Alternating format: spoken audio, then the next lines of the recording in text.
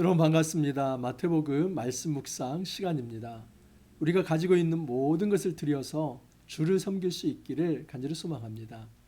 주님은 온전히 헌신하는 자를 기뻐하십니다. 그가 가지고 있는 생명, 또 그의 소유, 재능과 은사가 있다면 그 모든 것을 들여서 주를 섬기는 것, 공동체를 섬기는 것, 이것을 주님은 기뻐하십니다. 어제 말씀을 드렸던 것은 주님께서 재림하실 때에 양과 염소를 구분한다는 것입니다. 양은 오른편에, 염소는 왼편입니다. 우리가 눈치껏 예수님이 심판하실 때 살짝 오른편에 서면 나는 구원받는다? 여러분 그런 거 아니라고 했죠.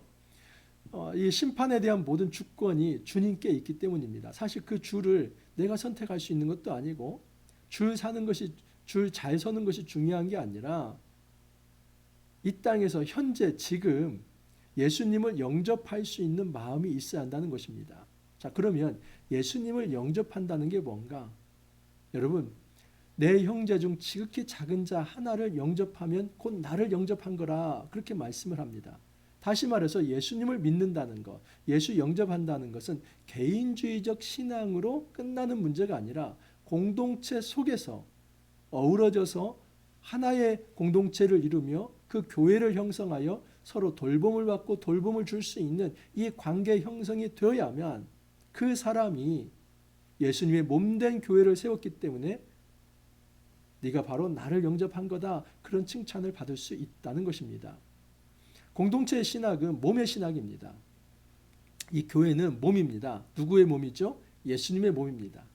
예수님께서 머리가 되시고 우리는 그 몸의 지체가 되는 것이지요. 그렇기 때문에 그 지체가 안에 약한 지체가 있다면 좀 더 강한 지체가 잘 돌보고 섬기는 것. 근데 사실은 여러분 상대적입니다.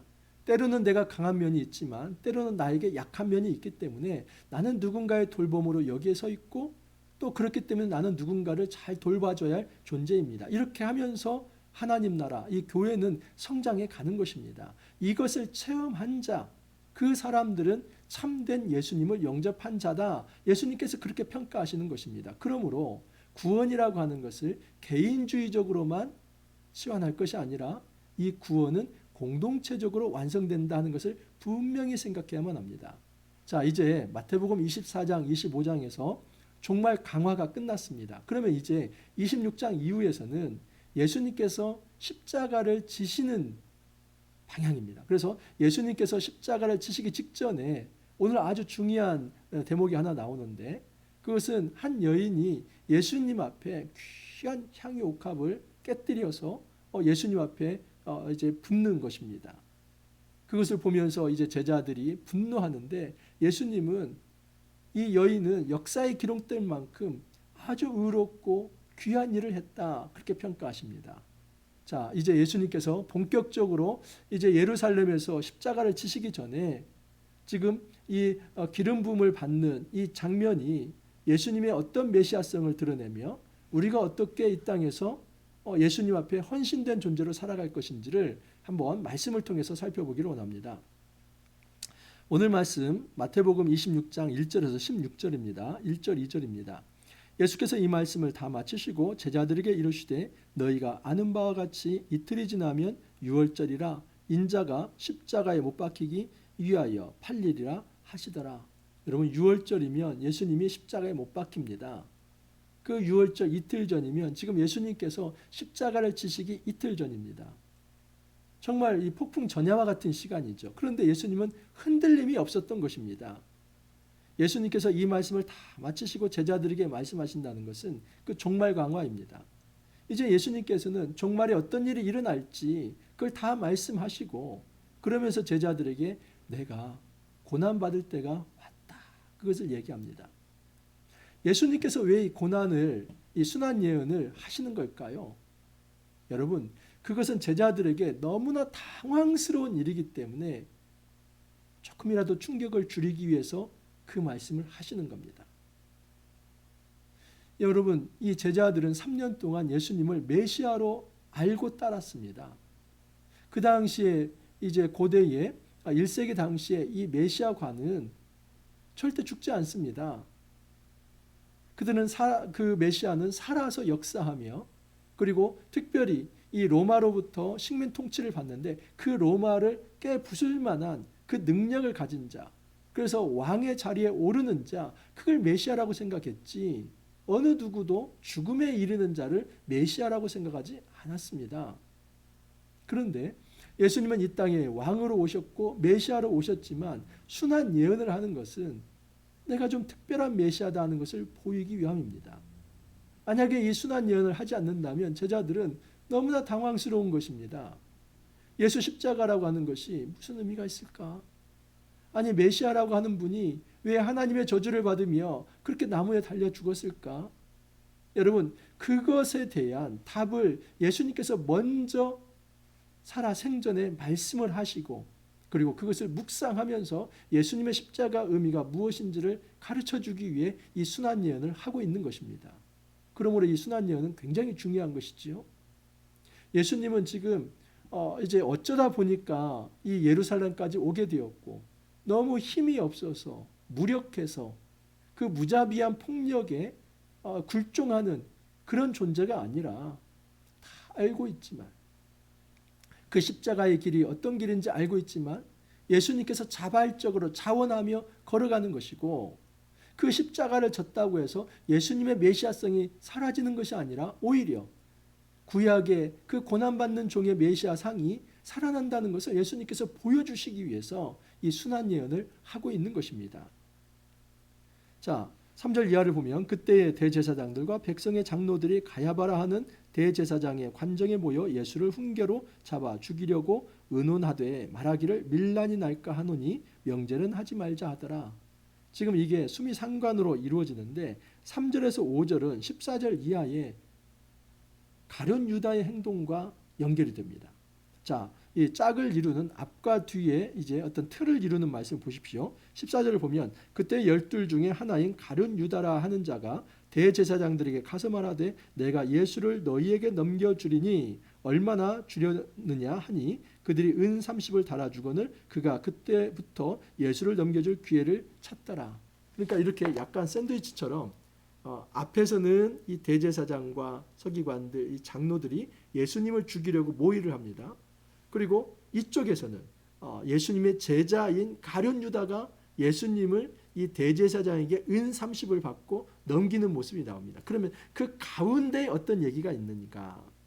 그러니까 예수님의 어떤 외부자들, 예수님의 밖에 있는 이 대제사장과 기득권자들이 예수님을 죽이려 하고 예수님의 내부자 중에서도 가룟 유다가 예수님을 이제 팔아 넘기려고 하는데 이런 어떤 틀 속에서 예수님을 둘러싼 안팎에서 예수님을 죽이려고 하는데 그 예수님을 진짜 섬기는 이 제자의 삶이 무엇인가 하는 그 이해를 지금 이렇게 죽이려고 하는 틀 속에서 한 여인의 기름 부음, 이 헌신을 통해서 누가 제자인가 하는 것을 보여주는 것입니다.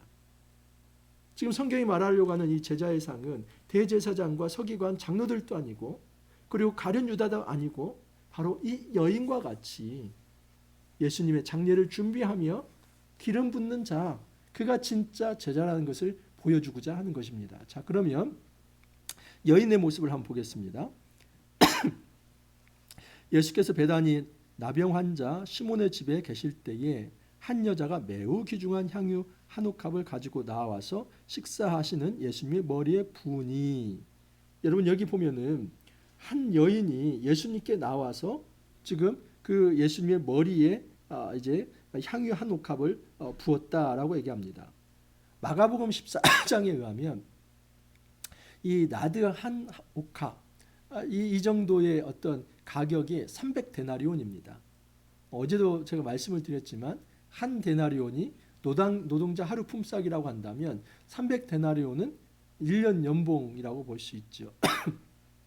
그러면 이 그 향유가 어느 정도의 가치냐면 약 4천만 원 정도? 그 정도 가치가 있는 것입니다. 굉장히 고귀한 이제 향유이죠. 그 향유를 예수님의 머리에 다 부었습니다. 그러자 이 제자들이 분개합니다. 아니 왜 그 아까운 것을 허비하느냐? 여러분 이게 허비하는 겁니까? 지금 예수님의 머리에 그 향유를 붓는 거, 기름 붓는 거, 이게 허비하는 겁니까? 이건 허비하는 게 아니라 이 여인이 헌신하는 것입니다. 자기의 모든 것, 자기가 가지고 있는 소유 모든 것을 지금 예수님 앞에 드리는 행위입니다. 그러므로 이 행위는 지금 조롱받고 무시받아야 할 행위가 아니라 오히려 칭찬받아야 할 행위입니다. 예수님께서 이렇게 말씀하십니다. 제자들이 분개하여 이르되 무슨 의도로 이것을 허비하느냐, 이것을 비싼 값에 팔아 가난한 자들에게 줄 수 있었겠도다 하거늘 예수께서 아시고 그들에게 이르시되 너희가 어찌하여 이 여자를 괴롭게 하느냐, 그가 내게 좋은 일을 하였느니라. 가난한 자들은 항상 너희와 함께 있거니와 나는 항상 함께 있지 아니하리라. 이 여자가 내 몸에 이 향유를 부은 것은 내 장례를 위함이니라. 여러분, 예수님이 이 여인을 두둔하죠.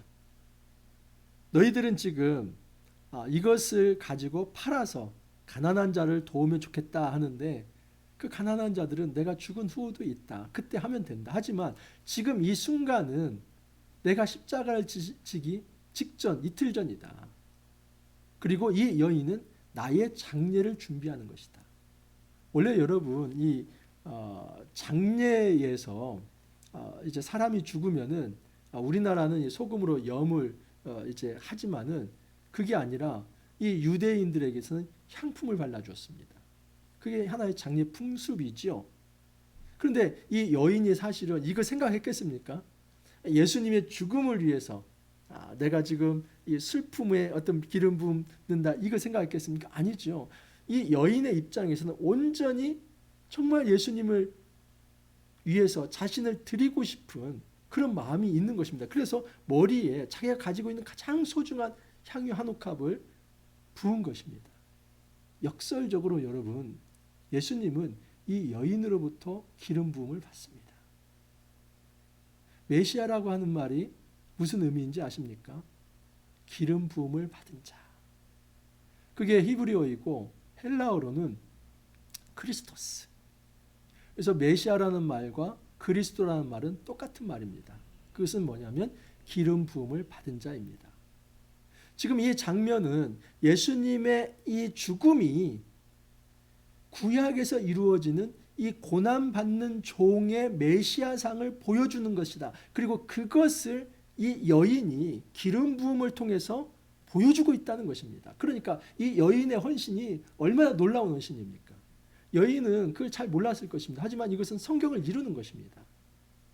예수님이 이 땅에 오셔서 메시아가 된 것은 군림하고 통치하는, 그래서 자기의 힘으로 누군가를 억압하고 굴종시키고 예수님은 살고 다른 사람을 죽이는 식의 그런 식의 폭력의 하나님 나라가 아니라, 예수님이 가져오실 하나님 나라는 예수님 자신을 들여서 십자가에 들여서 자기의 몸을 들여서 피 한 방울 물 한 방울 다 하나도 남김없이 쏟아 부어서 자기의 죽음으로 모든 사람에게 생명을 가져다 주는 그 섬김과 헌신과 겸손의 하나님 나라입니다.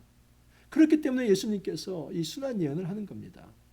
예수님께서 순환 예언을 하는 것은 무엇이냐면, 예수님께서 가져오실 이 메시아상은 군림하는 폭력의 메시아상이 아니라 평화와 겸손의 메시아상이다.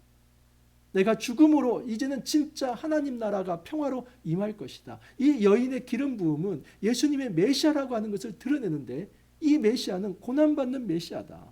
예수님이 이틀 후에 죽을 것이지만 그분은 죽고 끝나는 것이 아니라 그의 죽음을 통해서 하나님 나라가 임할 것이다. 그것을 보여준 것입니다. 내가 진실로 너희에게 이르노니 온 천하에 어디서든지 이 복음이 전파되는 곳에서는 이 여자가 행한 일도 알아여 그를 기억하리라. 여러분, 이 여인의 헌신이 너무나 고귀하기 때문에 예수님께서 이렇게 예수님이 복음이 전파되는 모든 곳에 이 여인의 이 일도 그렇게 기억되어야 한다라고 얘기를 합니다. 여러분, 예수님의 머리에 여인이 기름을 붓는 것은 예수님의 그 순환을 미리 보여준 것입니다. 근데 예수님의 순환 자체가, 예수님이 십자가를 치심 자체가 고난받는 메시아라고 하는 것을 중첩적으로 상징적으로 보여주는 것입니다. 우리가 이 땅에서 예수 제자로 살아간다는 것은 예수님의 십자가를 증거하는 것입니다. 그리고 그 십자가를 증거하기 위해서 내가 가지고 있는 모든 소유가 있다면 그것을 내놓을 수 있는 것입니다. 주님은 우리가 헌신하기를 바랍니다. 어디에요? 예수 증인의 사역에. 제자로 살아가는 그 삶에 네가 가지고 있는 생명이 있다면, 너의 건강이 있다면, 너의 소유와 물질이 있다면, 너의 은사와 재능이 있다면 그 모든 것을 쏟아 부을 각오를 해라. 이게 제자의 삶이다. 여러분, 이렇게 행했을 때 우리는 망할 것 같지요? 아니요. 우리의 생명을 드렸을 때, 우리의 건강을 드렸을 때 주님은 오히려 새로운 생명을 우리에게 약속하십니다. 그것이 바로 구원입니다. 자기의 생명을 얻고자 하면서 그렇게 자기를 주장하다가 자기 생명을 잃으면 무엇하겠느냐? 주님 말씀하시지 않습니까? 하지만 자기를 들여서 생명을 얻는다면 그 천하를 얻는 것보다 더 귀한 것 아니냐? 주님이 말씀하십니다. 우리가 이 여인의 헌신을 본받기를 바랍니다. 이 여인은 의도치도 않았지만 예수님의 그 고난받는 메시아상을 드러내 보였습니다. 우리가 작은 헌신이지만 우리가 가지고 있는 것을 들여서 예수 십자가를 증거할 수 있고 또 예수 그리스도의 그 부활을 드러낼 수 있으며 그래서 이 땅에서 예수 제자로서 이 증인으로서의 십자가의 증인으로서의 삶을 귀하게 잘 살아갈 수 있기를 간절히 소망합니다. 이렇게 기도합니다. 주님, 저희들 너무 부족합니다. 가진 것이 없습니다. 어찌 보면 이 여인에게 그의 전 재산이 이 향유 한 옥합처럼 남아 있었던 건데 그걸 드림으로써 예수 그 고난의 메시아상을 보여줬던 것처럼 우리에게 맡겨진 사명이 있다면 주님 정말 저희들의 모든 것을 헌신하여서 예수 제자의 삶을 증인의 삶을 살아갈 수 있게 하옵소서. 우리가 십자가를 가볍게 여기거나 또는 이 십자가를 부끄러워 여기지 않게 하옵소서. 오히려 이 십자가를 자랑하며 이 십자가를 영예롭게 생각하며 그 십자가를 위해서 우리 모든 것을 헌신할 수 있는 그 고귀한 제자의 삶 살아갈 수 있도록 도와주옵소서. 주님 감사하옵고 예수님 이름으로 기도하옵나이다. 아멘. 이번 한 주간도 여러분 수고 많이 하셨습니다. 다음 한 주 이제 마태복음 남았습니다. 우리 마지막까지 잘 또 달려서 유종의미 거둘 수 있기를 바랍니다. 주말 잘 보내시고 또 월요일 날 찾아뵙도록 하겠습니다. 감사합니다.